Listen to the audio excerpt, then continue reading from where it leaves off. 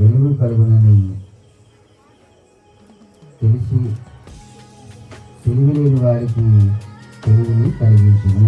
ఆమేన్. హల్లెలూయా.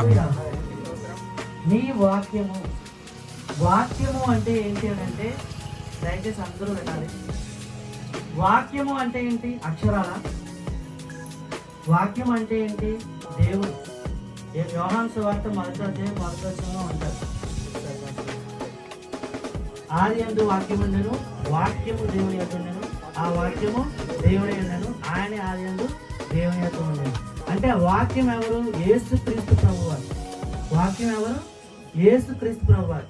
ఆ యేసుక్రీస్తు ప్రభువారు, అక్కడ వాక్యం అనే ప్లేస్ లో మనం యేసుక్రీస్తు ప్రభువారు అని పెడతాం. ఒక్కసారి నీ వాక్యములు వెల్లడి అగుట తోడనే, అంటే యేసుక్రీస్తు ప్రభువారు వెల్లడి అగుట తోడనే వెలుగు కలిగెను. దేవుడు ఈ లోకానికి ఏమై ఉన్నాడండి? వెలుగుగా ఉన్నాడు. ఒక్క క్షణం ఈ 2 లైట్లు ఆపేస్తే మనం ఎవరికైనా కనిపిస్తామా?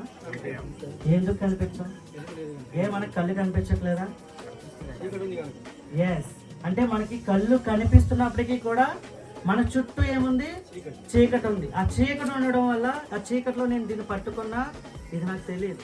ఆ చీకటిలో నేను ఈ పక్కన ఏముందో కూడా తెలియదు. ఆ చీకటిలో నేను ఈ పక్క నుంచి ఆ పక్కకు కూడా నేను వెళ్ళలేను. ఎందుకు? నాకు కళ్ళు కనిపిస్తున్నాయి, నేను ఆరోగ్యంగా ఉన్నాను, నాలో శక్తి ఉంది, నాలో జ్ఞానం ఉంది. కానీ నేను ఎందుకు చీకటిలో నుంచి పక్కకి వెళ్ళకపోతున్నానంటే నా చుట్టూ ఏముంది? చీకటి ఉంది. ఇక్కడ చూడండి, గమనించండి చాలా జాగ్రత్తగా. మనము నివసిస్తున్న ప్రతి చోట కూడా మన పరిస్థితులు, మన చుట్టూ ఉన్న పరిస్థితులు కానీ, మన చుట్టూ ఉన్న ప్రజలు కానీ, మన చుట్టూ ఉన్న స్నేహితులు కానీ, తల్లిదండ్రులు కానీ, మన కుటుంబస్తులు కానీ చీకటిలో ఉంటే నువ్వెక్కడ ఉన్నట్టు? చెప్పాలండి, గట్టిగా చెప్పాలి. వాళ్ళు చీకటిలో ఉంటే నువ్వెక్కడ ఉన్నట్టు? ఇప్పుడు నువ్వు ఎక్కడికి వెళ్ళాలి? ఆ వెలుగు ఎవరు? కాబట్టి ఆల్రెడీ ఫర్ సపోజ్ ఈ యొక్క ఊరి చివర లేదా చర్చి దగ్గర ఒక లైట్ వెలుగుతుంది నాకు, కానీ మీ ఇంట్లో చీకటి ఉంది. ఇప్పుడు నువ్వు ఎక్కడికి వెళ్ళాలి?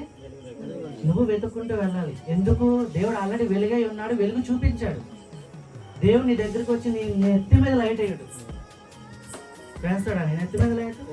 ఆల్రెడీ ఆయన లైట్ చూపిస్తున్నాడు, దారి చూపిస్తున్నాడు నీకు. నువ్వు ఈ చీకటి స్థలాన్ని విడిచిపెట్టి ఈ చీకటిలో ఉన్న ప్రజల మైండ్ సెట్, అంటే ప్రజల ఆలోచనలు, ప్రజల ఆలోచన విధానాలు విడిచిపెట్టి నువ్వు ఎప్పుడైతే ఆ వెలుగులోనికి వెళ్తావో అప్పుడు నువ్వు నడవగలవు, అప్పుడు నీకు త్రోవ చూపించబడుతుంది. హల్లెలూయా. అంటే దేవుని వాక్యం ఏంటి? నా